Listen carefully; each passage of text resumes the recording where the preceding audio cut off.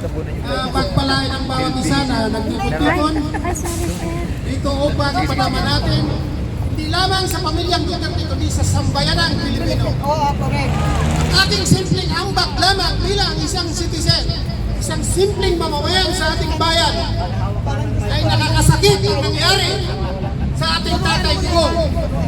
Hindi ako humahanga ng mga politiko, ngunit nakikita ko at naramdaman ko ang pagbabago nung simula ko po si Tatay Digong.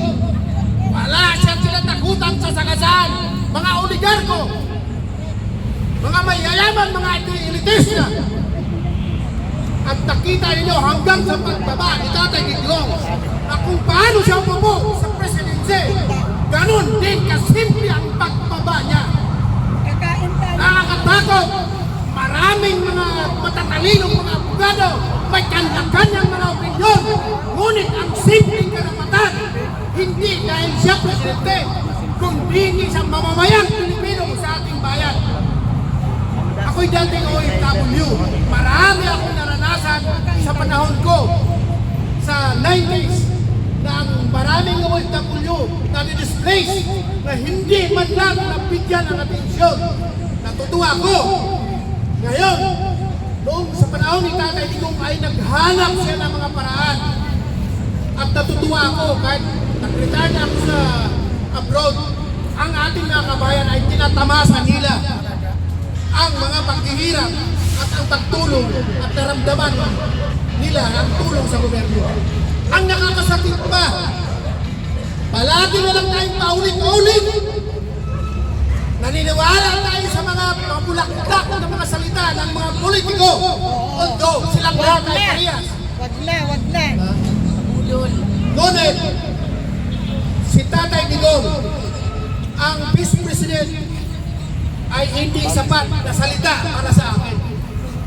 Tinatawag ko siyang living hero, the legend. Kanino to? Ang dami Legacy. na. Kasi naramdaman natin lahat. Within 6 years, lumaan tayo ng pandemic. Dahil dalawa, walang personalan si Tatay Digong. Nababala, natandaan yung mga politiko, pag maghanap ng pundo dahil dapat lagyan natin.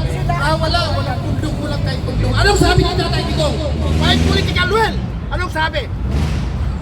Hanapan nyo ng pundo. O bakit nakahanap ang kanyang mga tauhan? Dahil walang personal si Tatay Digong, kundi paano niya may deliver ang kanyang presidency na maramdaman sa mula sa pinakamaliit na Pilipino hanggang sa pinakamataas. Nakaranas tayo ng mga malang bigas. Ngunit, nahanapan niya ng paraan. Nahanapan niya ng paraan na sapat. Although, galing sa, hindi na tayo magturo ng mga politiko, sino man yan ang sundan. Ang dapat ng mga politiko ay continuity. Kung ano man ang mali o kulang sa nakaraan, hanapan ang paraan upang lumago tayo unti-unti, one step at a time. Ngunit, upo sa isang politiko, sira, sisi, ganito siya, ganito ganyan siya. Sa Tatay Digong ay hindi natin mapapalitan. Hindi natin siya mapapalitan dahil ang servisyo niya, narinig natin madalas, ako ay hingi ng puto sa inyo dahil nagservisyo sa bayan.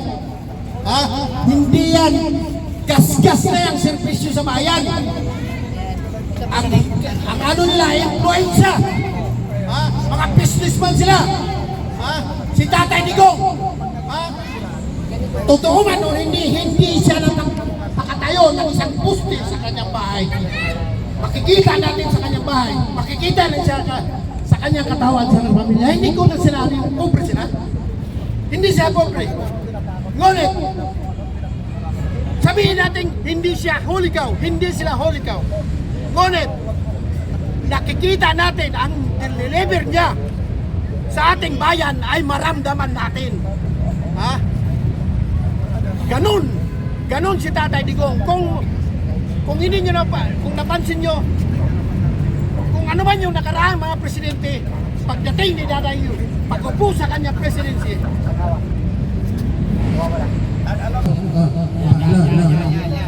sa kanyang presidency, wala siyang takot.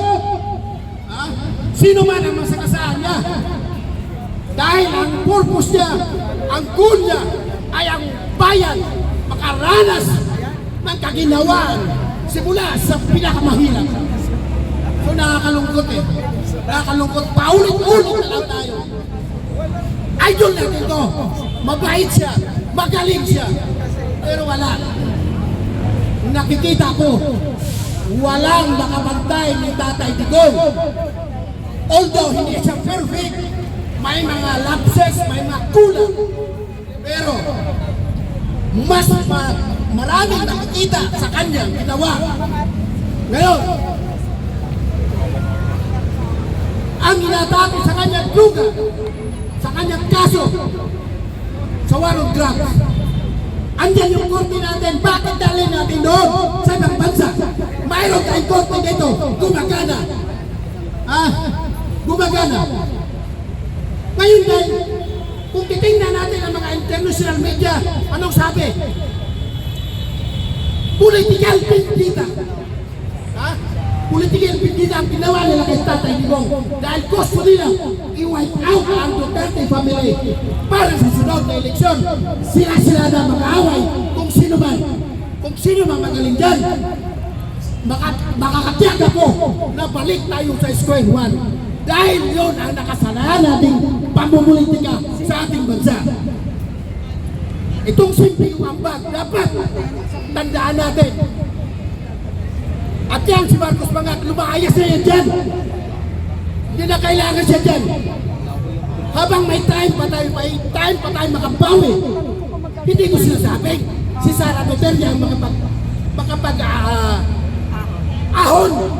Ngunit, hindi natin ipagkaila siya yung susunod in legal way kasi siya ang Vice President. Nagkataon lang siya na siya ang susunod at magandang pagkakataon na ang continuity ay magpatuloy. Ngunit yung tatlong taong nawala, the same thing, babalik pa rin tayo sa square one. Halimbawa, upo na si Sara, dapat yung mga susunod na presidente continuity pa rin, hindi personal.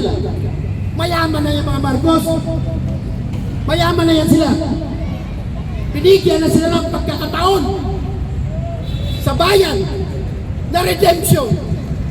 Sinira nila yung redemption na bibigay sa mamamayan. Marami sa ating salita na budol. Ako hindi ko na budol. Bakit? Hindi ko siya binoto ang ante. Si Vice President lang ang binoto ko. Yung asawa ko, ang pamilya ko ay Marcos loyalist. Itilak mo yan. Dahil baka madaya tayo, iba na yung presidente manalo. Ako naman, oo, pero hindi, ang totoo hindi ko siya binoto. Dahil yung kabataan ko sa college days, ako ay LFS, ako ay aktivista sa Surigao del Norte. Hindi lang ako nakapagtapos sa aking pag-aaral dahil ang dahilan kahirapan. Ngunit, kamulat-mulat, ang kahirapan pala hindi dahilan yun. Ang kulang lang sa akin ay wala akong pagpupursigi. Hanggang third year engineering lang ako, electrical. Ngayon, ang mga pamilya noon sa panahon namin ay pag medyo back down ang financial na pangailangan sa pamilya. Kailangan magtrabaho tayo. Tulungan natin ang pamilya hanggang nakapag-asawa. Ngayon, matagal ako natutulog ang aking nag-aalap na puso bilang aktivista na buhay muli ngayon. Dahil sobra na ang ginawa nila kay Tatay Digong. Hindi personal ang atake ko. Hindi personal. Ang outcome dapat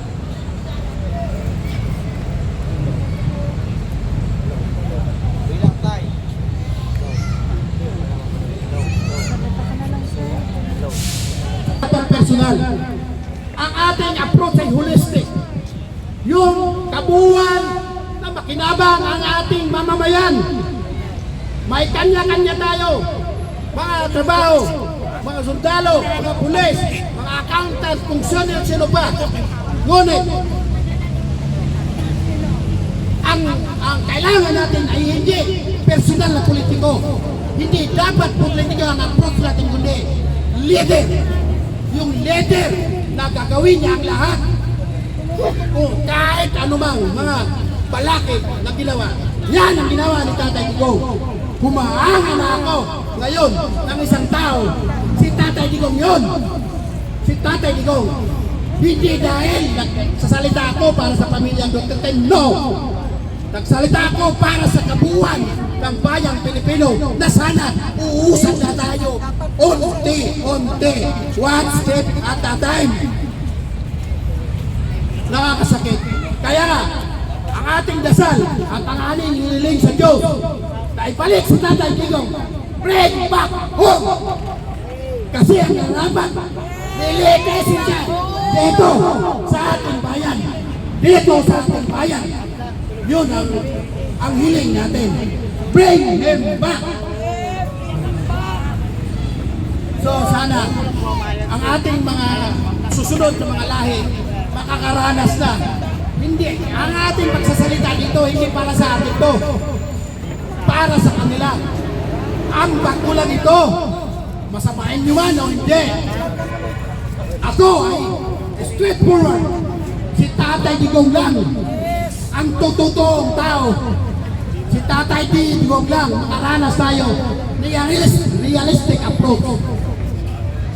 Yun ang kailan pa tayo paulit-ulit square one ulit bagong presidente balik ulit panibagong panimula. Wala tayong katapusin nito. Ngayon napalitan kanina nasabi na nakahanap daw ang paraan ng ating administrasyon na ibalik lahat ng mga na wala doon sa budget. Uli na, may legal tayong paraan. May BICAM tayo. Ngunit, sila lang. 241 billion. Puro ayuda. Akap. Ay, ano pa. Tupad. Diyos ko po, dapat paunawa natin lahat na ang ayuda, hindi sapat yun. Ipost sa mga infrastructure ang ating DOTR 80% na wala ang budget. Ang ating PhilHealth zero budget. Kinuha pa yung 60 billion. Paano na yung mga walang pera na nagkakasakay? Saan galing yung 241 billion? Ang Grand Fund. Saan galing yun? Sa bulsa nila. Yung mga project natin, yung big project, sana. Walang tinuloy. Yung NCR, ano nangyari? Wala. Yung MRT natin, yung subway. Wala nang sabi. Diyos ko po. Sabi, hukay lang. Dapat kung sino mo yung susunod ng mga politiko, hindi si Sara o sino man, dapat continuity. Walang siraan, walang sisingin. Narinig ko palagi lang sisi. Kasi si ganito, si Roberto, si Digong, lahat na lang. Si Digong, nalasan nyo ba nang nagsisisi siya? No, hindi. Bagkus ipinagpatuloy pa niya. Kung anong mga mali, inukorek, inaayos, tinitingnan kung anong mga paraan. Naayusin. Ngayon pag-nag-fail, si Tatay Digong. Ngayon, pag hindi natuloy, kasi ganito yung katawan niya. Bakit palagi na lang sisi? Ngayon, ang iba ginagamit mga pulis daw, dinoble. Karapatan nila yan at dapat bigyan sila ng benepisyo. Walang personal dapat. Tama lang, binigyan sila para mag-ano sa bayan. Mag-servisyo sa bayan. Kaya yung mga makinig kayo sa mga politiko, ako ay mag-servisyo sa bayan. Hindi yan totoo.